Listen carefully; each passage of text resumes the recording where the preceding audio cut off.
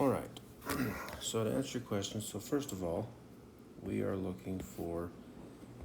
trying to make 0.25 molar solution of KCl.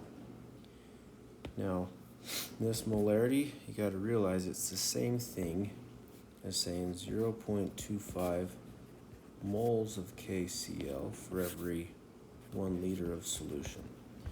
Now, in the case of this, we have 5.00 grams of KCl, and we want to make that right there.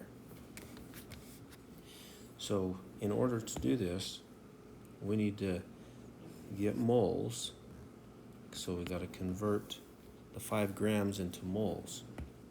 We have 5.00 grams of KCl,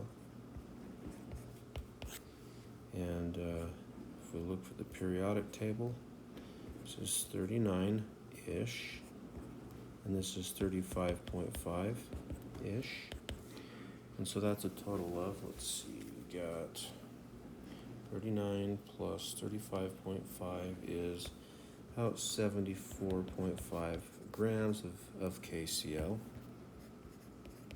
for every 1 mole of KCl.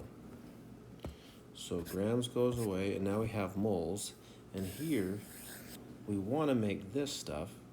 So if we just treat this as a conversion factor, and we just flip that, so it's 1 liter of solution on top and 0.25 moles of KCl, then moles of KCl go away, and this will give us liters of solution.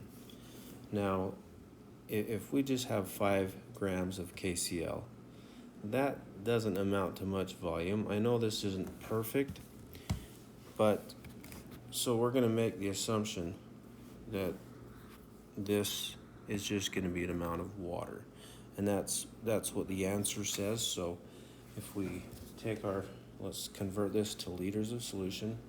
So 5 divided by 74.5, and then divide that by 0.25, we get 0.268,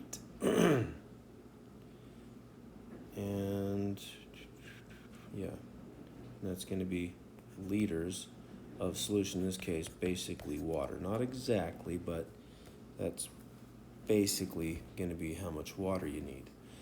Now the answers are not measured in liters, so we got to convert this to milliliters. 1 liter for every 1,000 milliliters. And then that goes away, and we just multiply that by, and we get about 268 milliliters, and the answer says 270 milliliters. So that's it. Hope that helps. Let me know if it doesn't, if you still have any other questions. Thanks.